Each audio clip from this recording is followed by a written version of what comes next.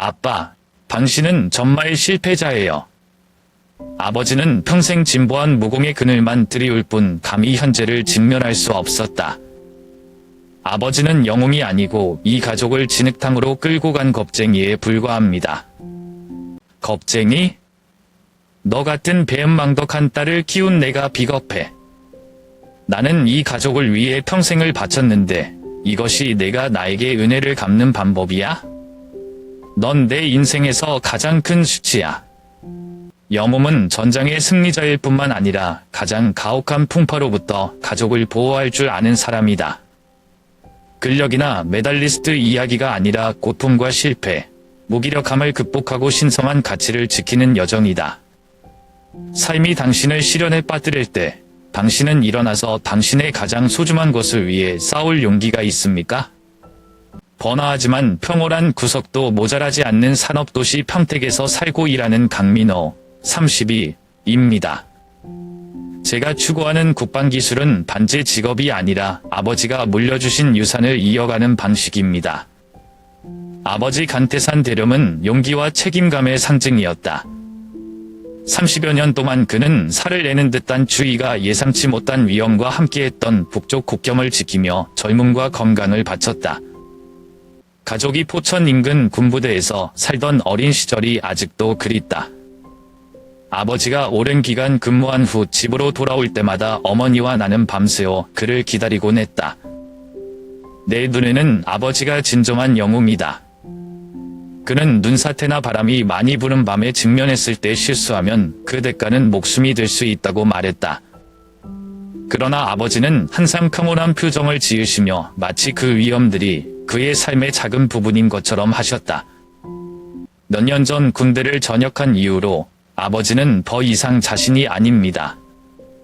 그는 말을 덜하고 과거의 무언가를 찾기 위해 골똘히 몰두하는 것처럼 눈빛이 아득하다. 어머니는 나에게 아버지가 아마도 그 거친 땅에 마음을 남겼을 것이라고 말했다. 저는 여전히 아버지에게 말할 방법을 찾으려고 노력했지만 현재 직업이나 삶에 대한 제 이야기가 아버지에게 관심을 끌지 못하는 것 같습니다. 때때로 나는 그가 마당에 홀로 앉아 지난 영광스러운 시절을 회상하는 것처럼 먼 산들을 바라보고 있는 것을 보았다. 나는 항상 자문한다. 30년 동안 책임감과 압박감이 아버지를 서서히 자신을 잃게 만든 것은 아닐까? 이것은 저를 슬프게 할 뿐만 아니라 젊은이들이 직업과 삶의 균형을 맞추기 위해 무엇을 해야 하는지 이전 세대의 전철을 밟지 않기 위해 많은 생각을 하게 합니다. 우리 가족의 작은 집은 도심에서 차로 1시간 정도 떨어진 평택 근교에 있다. 봄마다 가느다란 꽃잎이 떨어져 그림 같은 풍경을 연출하는 마당 앞에 나무 울타리와 벚나무가 있는 소박한 집이었다. 이곳은 한때 가족의 웃음으로 가득했다. 아버지는 종종 이야기를 하셨고 어머니는 따뜻한 밥을 준비하느라 바쁘셨고 저와 제 여동생 민지는 집안을 뛰어다니며 떨어진 꽃잎을 주워 화환을 만들었습니다. 그러나 이제 그 집은 침묵만 남았고 한숨과 때로는 시계 바늘이 똑딱거리는 소리가 섞여 있었다. 나의 아버지는 거리 그의 작업실에서 밀폐된 생활을 하고 있었다. 그 방은 2층에 위치하고 있는데 급한 용무가 아니면 내가 거의 들어가지 않는 곳이다. 그곳은 아버지의 공간이었고 군대에서 보낸 기념품으로 가득 차 있었습니다.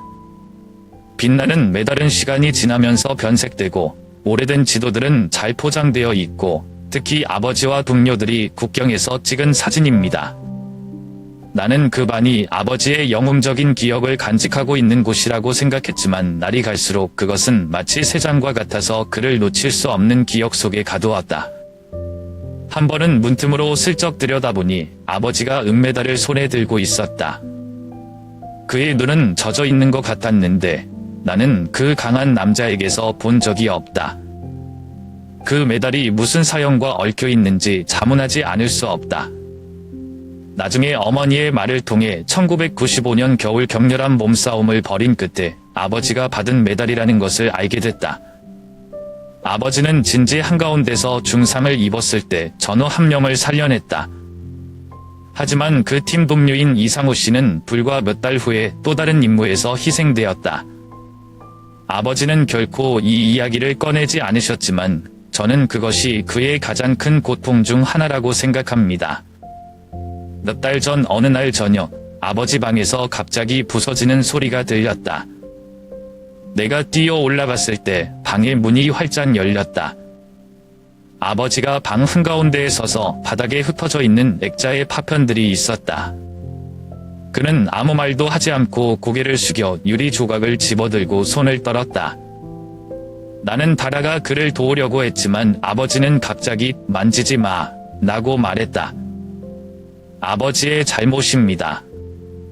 그의 목소리는 작았지만 고통으로 가득 차 있었고 마치 내가 완전히 이해할 수 없는 무언가에 대해 자책하는 것 같다다. 그때부터 나는 아버지에게 걱정을 더했다. 나는 이 방이 오래된 메달을 보관하는 곳일 뿐만 아니라 아버지와 공유할 수 없는 고통과 기억들이 쌓이는 곳이라는 것을 깨달았다. 아버지를 밖으로 끌어내 산책이나 전직 군인을 위한 클럽에 가입하라고 권하려 했지만 아버지는 고개를 저을 뿐 모든 제안을 거절했다. 하루하루가 지날수록 나는 아버지가 마치 그 외에는 아무도 들어갈 수 없는 세상에 스스로를 가두어 놓는 것처럼 점점 더 무기력해지는 것을 보았다. 우리 가족은 아버지가 오랜 친구와 관련된 투자로 사기를 당했을 때 작년 중반쯤 위기에 빠졌습니다. 이미 취약한 우리의 삶의 펀치를 날리듯 사건은 갑자기 일어났다. 그 친구 박 씨는 군대에서 아버지의 전우였다. 박 씨는 전역 후 아버지에게 김포 지역의 한 부동산 사업에 투자하라고 권유해 큰 수익을 약속했다. 당초 아버지는 망설였지만 오랜 우정에 대한 믿음 때문인지 저축 전액을 쏟아붓고 심지어 거액을 빌려 투자하기로 했다. 불과 몇 달 만에 모든 것이 무너졌다. 프로젝트가 거치레로 밝혀지면서 박 씨는 흔적도 없이 사라졌다. 진실이 밝혀질 때 아버지는 넋이 나간 사람처럼 보였어요. 매번 언급할 때마다 그는 고개를 저을 뿐 배신감에 대해서는 한마디도 하지 않았지만 그것이 그에게 깊은 상처를 줬다는 것을 안다. 더 가슴 아픈 것은 10여 년 전 돌아가신 어머니에 대한 기억이 담긴 유일한 장소인 집을 잃을 위기에 처하게 한 큰 부채가 우리 어깨를 짓누르고 있다는 점이다. 나는 해결책을 찾기 위해 최선을 다했다. 나는 은행에 가서 대출 연장에 대해 논의했다. 박 씨를 고소할 수 있는지 변호사 친구 한 명과 산이야기까지 했다. 그러나 모두 막다른 골목에 다다랐다. 절망적인 가운데 나는 집을 팔 생각을 했다. 집을 팔아서 생긴 돈으로 우리는 빚을 다 갚고 다른 곳에서 처음부터 다시 시작할 수 있었다. 그러나 아버지에게 이 아이디어를 언급했을 때 그는 단호하게 거절했다. 민호 씨, 이건 그냥 집이 아니에요. 이것은 너희 어머니의 피, 땀, 눈물이다. 라고 아버지가 쉰 목소리로 말했다.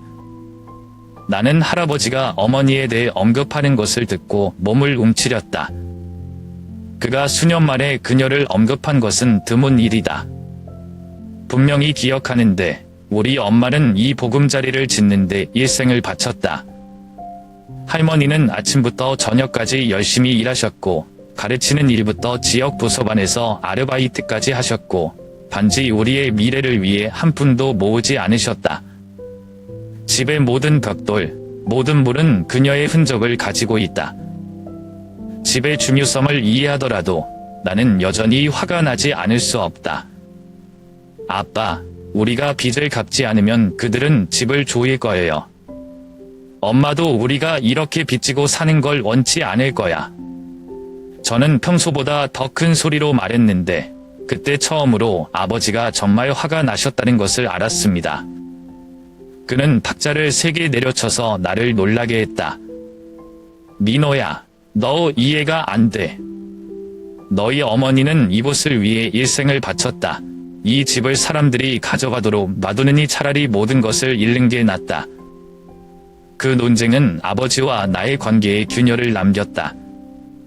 나는 아버지의 빚을 갚기 위해 돈을 더 벌려고 노력하는 것 외에는 할 수 있는 일이 없다. 어떤 날은 밤늦게까지 일하다가 차를 몰고 집을 지나가다가 거실에 노란 불빛 아래 아버지가 혼자 앉아 있는 것을 보았다. 나는 그가 현재의 어려움뿐만 아니라 패배감, 수치심, 그리고 어머니를 그리워하며 싸우고 있다는 것을 안다. 상황이 더 나빠질 수 없을 것처럼 보였지만 어느 날 낯선 사람이 우리 집 문 앞에 나타났다. 그는 종이 한 장을 내밀어 그 집이 한 달 안에 빚을 갚지 않으면 철회될 목록에 올랐다고 주장했다. 그때 눈앞에서 모든 게 무너지는 느낌이었다. 아버지는 아무 말도 하지 않고 가만히 서서 종이 쪽지를 바라보기만 했고 손은 떨렸다. 그의 눈빛에서 나는 항상 강했던 아버지에게서 본 적이 없는 무기력함을 분명히 보았다. 추위가 평택을 덮은 12월 초 저녁, 아버지와 나는 다시 격렬한 논쟁을 벌였다. 나는 긴 하루를 마치고 막 집에 돌아왔다. 거실에 불이 켜져 있었고 아버지는 평소처럼 테이블에 소주잔을 들고 앉아 계셨습니다. 나는 술병이 거의 바닥났다는 것을 알아차렸다. 그동안 쌓인 피로와 불안, 무기력감이 극한까지 치솟았다. 저는 더 이상 침착하지 못해요. 아빠, 저는 더 이상 아버지를 이해할 수 없어요. 왜 아버지는 이 집을 고집하십니까? 아버지가 그렇게 과거에 계속 살면 이 가족은 무너질 것입니다. 아빠 알아요. 나는 비명을 질렀고 목소리는 분노로 터졌다. 아버지는 너무 세게 움직여 그의 뒤에 있는 의자가 쓰러질 정도로 일어서셨다. 그의 눈빛은 차갑습니다. 그가 군대를 떠난 이후로 제가 본 적이 없는 것입니다. 본 덕분에 이 가족이 살아남을 수 있다고 생각해? 그는 칼처럼 모든 단어가 공기를 가르며 말했다. 만약 내가 이곳의 가치를 이해하지 못한다면 너는 머물 자격이 없다. 그 말들은 마치 내 마음을 단칼에 찌르는 것 같다. 저는 놀라서 서 있었습니다.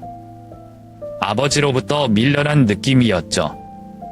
제가 항상 이해하고 어울리려고 했던 그 세상으로요. 있을 자격이 없어?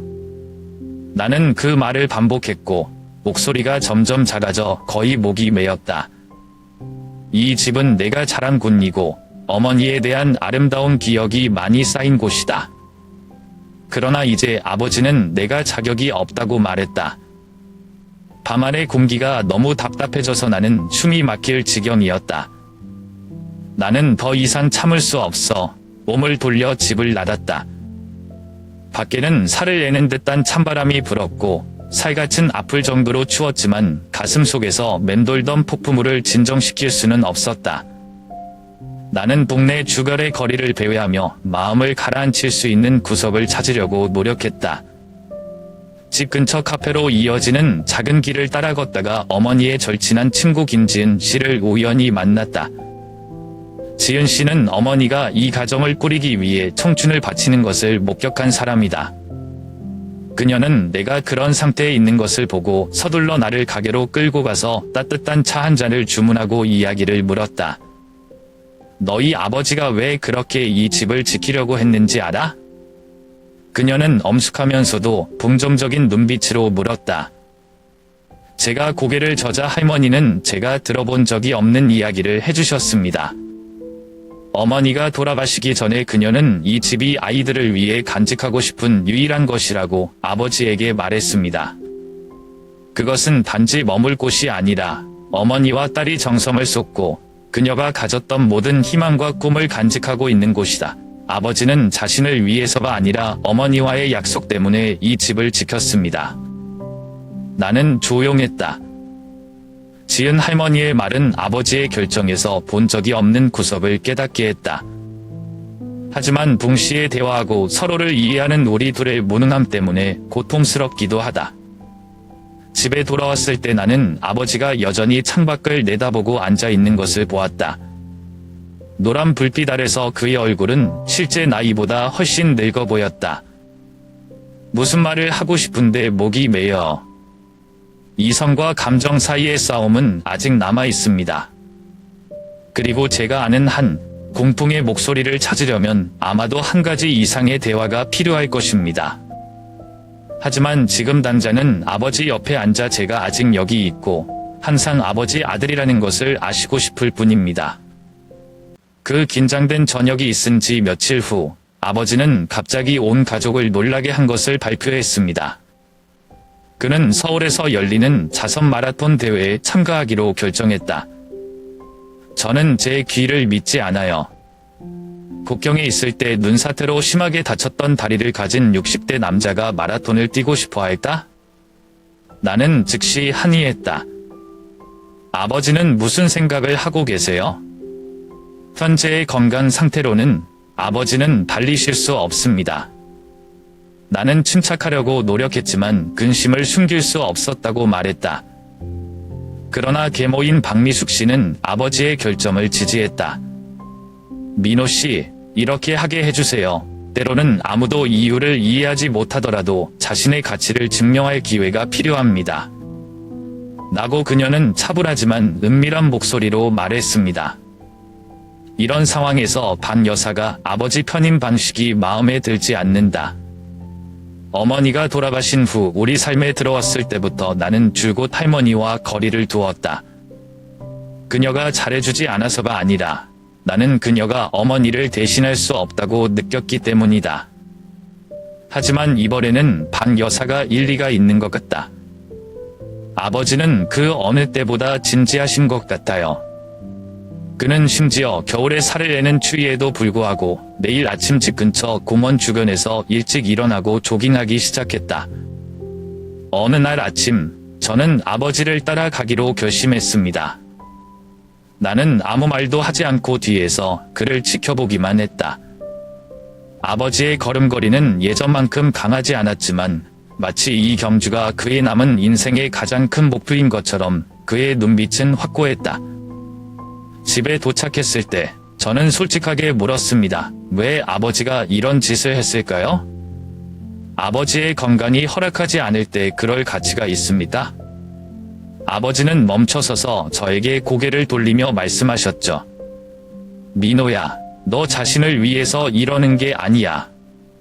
이것이 아버지가 삶의 의미를 되찾는 방법이고 얼마나 많은 실패를 겪었든 간에 여전히 서 있을 수 있다는 것을 증명하기 위한 것이다.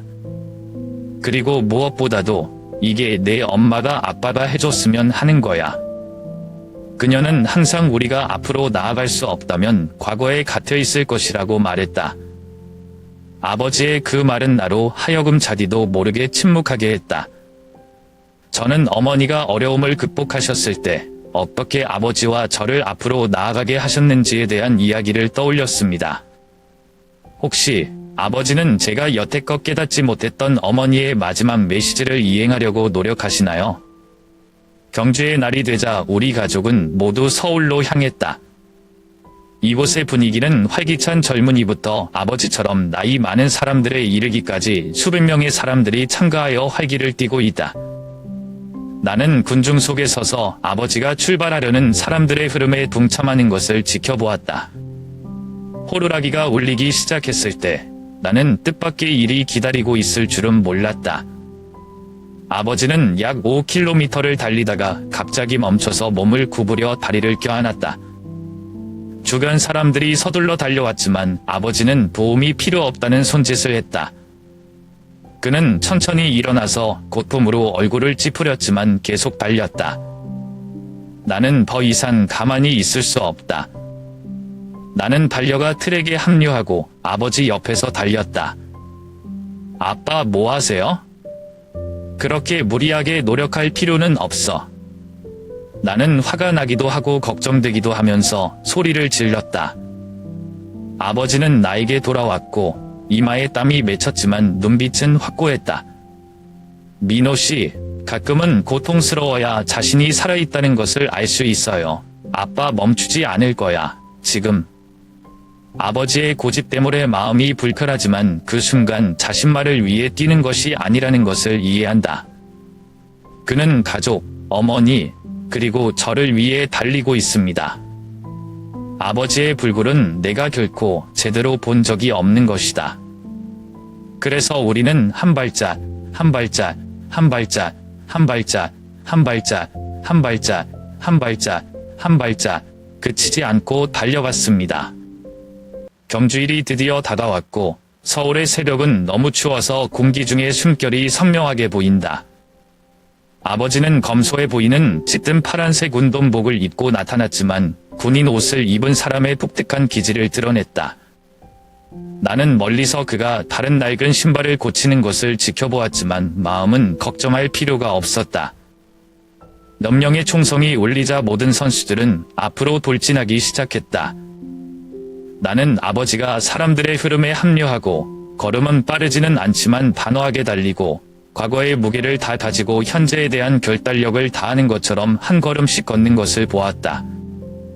그것은 단지 자선 경주가 아니라 아버지가 그가 여전히 자신의 인생에서 승자라는 것을 증명하는 방법이다. 처음 약 3km는 순조롭게 진행되었지만 뱀포 다리 근처의 가파른 구갈에서 아버지는 피곤한 징후를 보이기 시작했습니다. 그의 발걸음이 느려지고 어깨가 약간 구부러졌다. 나는 더 이상 참을 수 없어.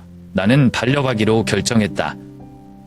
내가 아버지에게 달아갔을 때 그는 나를 쳐다보았고 그의 눈빛은 약간 놀라웠지만 곧 침착해졌다.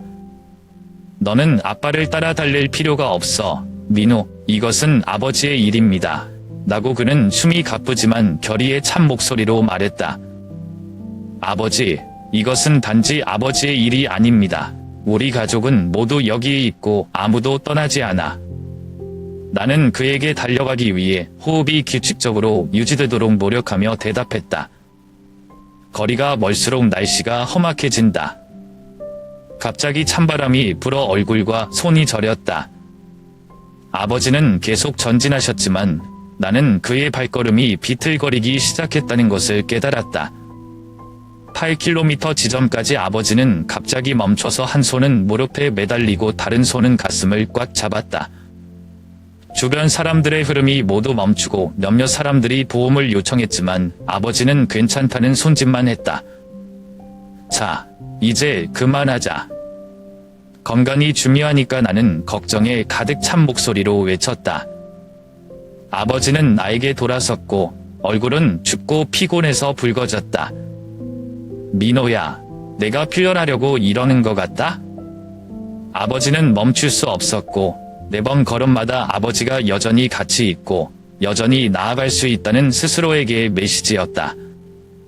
아버지의 말이 나를 뭉클하게 했다.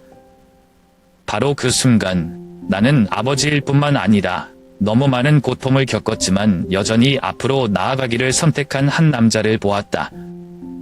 결국 아버지가 결승점을 통과했다. 비록 그가 첫 번째 목적지는 아니었지만 저에게는 그가 승리했습니다. 내가 아버지 곁으로 달려갔을 때 그는 거의 쓰러질 뻔했고 기진맥진하여 온몸이 떨렸다. 주변 사람들은 박수를 치고 응원을 했지만 아버지는 나약한 미소만 지었다. 아빠는 해냈어요. 라고 그는 눈빛은 뭉클했지만 깊은 자부심을 드러냈다. 어느 날 박미숙 고모가 달려와 아버지에게 두터운 스카프를 두르고 있을 때 저는 깨달았습니다. 이것은 단지 아버지에 관한 것이 아니라 제게 주는 교훈이었습니다. 인내심, 도전에 대한 의미, 그리고 한 가족이 함께 어떻게 폭풍을 이겨낼 수 있는지에 대한 교훈이었죠. 20km 지점까지 레이스를 둘러싼 분위기가 느려지는 듯했고 건강한 사람들조차 지치기 시작했다. 나는 아버지 뒤로 바짝 붙어 달렸고 마음은 항상 극도로 불안한 상태였다. 그리고 나서 제가 가장 두려워했던 일이 일어났습니다. 아버지는 갑자기 멈춰서서 무릎을 잡고 트랙 한가운데로 무릎을 꿇었습니다. 자나는 소리치며 아무 생각 없이 달려들었다. 그때 나는 그가 간신히 숨을 쉬고 있었고 벌겋게 달아오른 얼굴에 땀이 줄줄 흐르고 있었다. 나는 아버지를 일으켜 세우려고 했지만 그는 손을 들어 맞았다. 아빠는 스스로 할 수 있어요. 라고 그가 떨리지만 결단력 있는 목소리로 말했다. 그럼에도 불구하고 나는 그의 눈빛의 고통과 절망이 드러나는 것을 알아차리지 않을 수 없었다. 주위에 몇몇 경주 참가자가 멈추었다. 어떤 사람은 아버지에게 물 한 병을 주었고 다른 사람은 그가 앉아 쉬도록 설득하려고 했다. 한 의료진이 도움이 필요하냐고 물으며 다가왔다. 그러나 아버지는 비상한 의지로 여전히 고개를 저으며 거절했다. 그는 일어서려고 애썼고 다리가 금방이라도 쓰러질 것처럼 가늘게 떨렸다. 나는 거기에 서 있었고 심장이 조이는 것 같다. 아빠, 그 말하면 아무도 아빠를 비난하지 않을 거예요. 아버지 정말 잘하셨어요. 나는 목이 메어 말했다. 그러나 아버지는 미소를 지었을 뿐이고 약하지만 의미 있는 미소를 지었습니다. 민호 씨, 당신은 이해하지 못해요. 아버지는 명예나 자존심 때문이 아니라 어머니와 약속했기 때문에 멈출 수 없었다. 여기서 포기하면 그녀를 마주할 수 없다. 그 말들은 나를 뭉클하게 했다. 나는 더 이상 할 말이 없었고 그저 서서 그가 걷는 것을 지켜보기만 했다. 느리지만 확실한 걸음걸이. 아버지의 발걸음마다 내 마음을 칼로 베는 것 같다. 그는 고통받고 있지만 아무도 돕지 않고 홀로 맞서기로 선택한다. 아버지가 수백 미터를 더 걸어가셨을 때 저는 아버지가 다시 휘청거리는 것을 보았습니다. 나는 가만히 서 있을 수 없었고 바로 걸어와서 손을 뻗어 그를 부축했다. 아빠, 저도 같이 갈게요. 그냥 내가 아빠를 좀 도와줄게. 이번에는 아버지가 반대하지 않았다. 주변 사람들의 호기심 섞인 눈빛에 나는 아버지와 팔짱을 끼고 그와 함께 걸었다. 도중에 몇몇 주자들이 환호했고 누군가가 말했습니다. 계속하자, 아버지와 아들아. 그 격려의 말은 우리에게 힘을 실어주는 것 같았습니다. 결승선에 가까워졌을 때 군중의 함성은 모든 피로를 날려버릴 것처럼 울려 퍼졌다. 아버지는 완전히 지쳤지만 결승선을 통과할 때 여전히 똑바로 서려고 노력했다. 나는 그때 그의 눈빛에 이상한 평온함이 보였다. 마치 그가 수년간의 억눌린 짐을 덜어낸 것 같다. 아버지가 변두리에 앉아 온몸이 떨렸지만 입술에는 잔잔한 미소가 번졌다. 민호, 고마워. 아기가 없었으면 아빠는 할 수 없었을 것이다. 나는 대답하지 않고 조용히 그의 손을 잡았다. 그날 저는 가장 중요한 것은 근육의 힘이나 속도가 아니라는 것을 깨달았습니다. 한 사람이 자신의 한계를 극복하는 데 도움이 되는 것은 의지와 결심이다. 아버지는 나뿐만 아니라 그곳에 있는 모든 사람들에게도 그것을 증명했다. 경주가 끝난 지 일주일 만에 실내 분위기는 누그러졌지만 추운 겨울의 작은 불길처럼 포근한 느낌이 남아있다. 그날 저녁, 나는 바쁜 하루 일과를 마치고 늦게 집에 돌아왔다. 복도를 지나자 아버지 집무실에서 8살배기 조카 우주가 낄낄거리는 소리가 들렸다. 문을 열자 이상하게 가슴이 따뜻해지는 광경이 눈에 들어왔다. 낡은 나무 의자에 앉아있는 아버지는 앞에 우주가 그린 그림이다. 그림에서 그는 눈 덮인 작은 마을 한가운데에 커다란 반패를 든 군복을 입은 영웅으로 묘사된다. 저는 그것이 단순한 우연이 아니라는 것을 깨달았습니다. 그것은 더 깊은 의미를 가집니다. 옆에 앉은 우주는 눈을 빛내며 아버지의 이야기를 열심히 들었다. 아버지의 목소리는 따뜻했고 경주 후의 피로나 고통은 조금도 남아있지 않았다. 당시 그는 북쪽 국경 지역의 주둔한 작은 소대의 지휘관이었다. 한겨울, 병영 근처 마을로 통하는 길도 덮일 정도로 폭설이 내렸다. 바람이 너무 세게 불어서 사람들이 밖에 몇 분 이상 서 있을 수 없다. 아버지는 멈추고 시선은 시간을 거슬러 올라가는 것 같았고 그 가혹한 시절을 기억했다. 우주는 할아버지, 뭐 하세요? 라고 간절히 물었다. 아버지는 미소를 지으며 계속 말씀하셨다. 우리는 마을 전체가 완전히 고립되어 더 이상 음식이나 장작이 없다는 소식을 들었다. 그와 그의 동료들은 군용 차량을 이용해 생필품을 그곳으로 운반하기로 결정했다. 그러나 도로 한복판에 다다르자 눈사태로 차가 뒤집혔다. 그때 팀 전체가 한봄지식에 식량을 어깨에 메고 눈보라를 헤쳐나갈 수밖에 없었다. 두렵지 않으세요? 우주는 눈을 동그랗게 뜨고 고개를 들었다. 아버지는 고개를 저으며 가볍게 웃었다. 무서워. 누가 그런 상황에서 안 무서워하겠어요? 그러나 그는 마을의 아이들을 생각하고 작은 집에서 얼어붙은 노인을 생각했다. 두려움은 우리가 하는 일이 다른 사람의 생명을 구할 수 있다는 것을 알게 되면 의미가 없다.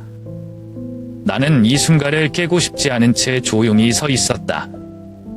하지만 제 마음속으로는 아버지에 대한 비밀을 조금 더 알게 된 것 같습니다. 그분은 제 아버지일 뿐만 아니라 진정한 영웅이시기도 합니다. 아버지께서 말씀하시지 않았던 가장 작은 일들 중에서도 말이죠. 이야기가 끝나자 우주는 흠모로 가득 찬 얼굴로 아버지를 껴안았다. 할아버지는 진정한 영웅이다. 나도 커서 할아버지를 닮고 싶다. 아버지가 웃으며 우주의 머리를 쓰다듬었다. 너는 할아버지를 닮을 필요가 없어, 우주야. 당신은 인질들을 잘하면 옳다. 그게 진정한 영웅의 의미야. 나는 방으로 들어가서 아버지 옆에 앉았다. 저는 아버지가 이 이야기를 하는 것을 들어본 적이 없습니다. 왜 나한테 한 번도 말 안 했어요? 아버지는 나를 보고 모든 것을 말하는 것 같은 눈빛을 했다. 민호 씨, 사람들이 말하지 않는 이야기가 있어요. 숨기고 싶어서가 아니라 자신의 일부러 간직하고 싶어서요. 말 말고 행동으로 보여줄게. 그날 저는 지난주 레이스가 아버지에게 육체적인 도전이었을 뿐만 아니라 아버지께서 일생 동안 지니고 계셨던 불굴의 모습을 제게 보여주시는 방법이라는 것을 깨달았습니다. 그리고 이제 그가 우주에게 한 이야기를 통해 아버지의 의지와 용기는 트랙뿐만 아니라 그의 삶의 모든 단계에도 존재한다는 것을 알게 되었습니다. 그날 저녁 아버지가 우주에게 말하는 것을 듣고 나는 문 옆에 조용히 서 있었다. 작업실의 불빛은 따뜻했고 아버지의 얼굴을 거의 볼 수 없는 온화함으로 덮었다. 우주씨, 당신은 이 메달들 때문에 영웅이 아니에요. 라고 아버지는 군대 경력에서 받은 메달로 가득 찬 유리창을 손으로 살짝 어루만지며 말했다. 그들은 그를 특별하게 만들지 않는다. 그가 자랑스러운 것은 그가 아무리 힘들어도 결코 포기하지 않았다는 것이다. 너는 그것을 기억해야 한다. 인생이 아무리 도전해도 포기하지 않으면 항상 내 길을 찾을 것이다. 우주는 고개를 끄덕이며 뭔가 대단한 것을 이해한 듯 눈빛이 빛났다. 소년의 나이를 뛰어넘었다. 할아버지, 저도 당신처럼 절대 포기하지 않을 거라고 약속할게요. 아버지의 말씀은 우주에 대한 교훈일 뿐만 아니라 저에 대한 은밀한 메시지입니다. 그동안 나는 항상 아버지가 고집이 세고 과거를 영원히 간직하고 있다고 생각했지만 이제 아버지가 자신만을 위해 싸우는 것이 아니라는 것을 이해합니다. 그는 가족을 지키기 위해 노력하고 있습니다. 저와 우주에게 가르쳐 주려고 노력하고 있습니다. 진정한 힘은 우리가 얼마나 많은 성공을 거두느냐가 아니라 얼마나 많은 실패를 딛고 나아가느냐 하는 것입니다. 나는 방에 들어가 그 따뜻한 침묵을 깼다. 아버지가 하시는 말씀은 우주만 하는 거 아니죠? 아버지는 나를 돌아보았고 눈빛은 약간 놀랐지만 곧 부드러워졌다. 민호 씨, 아버지는 평생 배운 게 있어요. 처음부터 영웅이 되는 사람은 없어요. 사람들은 감히 어려움에 직면할 때만 영웅이 되고 결코 포기하지 않는다. 가족의 힘은 어려움을 피하는 것이 아니라 그것을 함께 직면하는 것에서 온다는 것을 이해해 주셨으면 합니다. 저는 아버지 옆에 앉아 우주가 그린 그림을 보았습니다. 그림에서 아버지는 눈보라 속에 굳건히 서 계셨고 마을을 지키고 사랑하는 사람들을 보호하셨다. 어머니가 살아계셨던 날, 부모님이 어려움에도 불구하고 이 가정을 지키려고 애쓰셨던 날들이 문득 생각났다. 아빠, 이해 못해서 미안해요. 라고 나는 목이 메어 말했다. 과거에만 매달리는 줄 알았는데 이제는 당신이 가족을 위해 가장 중요한 것을 지키려고 한다는 것을 깨달았어요. 아버지는 내 어깨에 손을 얹었고 늙었지만 힘이 넘치는 얼굴에 부드러운 미소가 떠올랐다. 민호 씨, 아버지도 완벽하지 않아요. 아버지가 너무 완고했을 때가 있었지만 아버지가 결코 잃고 싶지 않은 유일한 것은 가족이었다. 마지막으로 가장 소중하기 때문이다. 그날 밤, 저는 아버지의 작업실에 오래 앉아 있었습니다. 더 이상 거리나 갈등은 없고 이해와 사랑만 있을 뿐이다.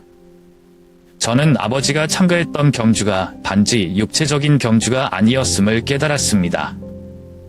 그것은 그가 평생을 살아온 방법을 상징합니다. 힘든 여정이었지만 멈추지 않았습니다. 그리고 무엇보다도 나는 우리 가족이 얼마나 많은 폭풍우를 겪었던 그 남자의 인내심으로 인해 항상 강하다는 것을 깨달았다. 그날 저녁, 작업실에서 아버지 옆에 앉았을 때 저는 마음이 편했지만 감정이 뒤섞여 있었습니다. 그동안의 갈등과 오해는 사라진 것 같다. 나는 너무 많은 책임을 짊어진 어깨의 남자인 아버지를 보며 조용하지만 정직한 목소리로 말했다. 아빠, 제가 당신을 이해하지 못해서 미안해요. 나는 아버지가 이 가족을 위해 무엇을 희생했는지 모른다. 아버지는 나를 보고 조금 놀랐지만 금방 온화한 눈빛을 보였다. 그는 제 어깨에 손을 얹었습니다. 그 손길은 힘이 되었습니다. 민호, 아빠는 널 비난하지 않아. 아버지는 단지 가족이 가장 소중한 것이라는 것을 이해해 주셨으면 합니다. 아무리 어렵더라도 우리는 그것을 보호해야 한다. 그건 내가 항상 믿어왔던 거야.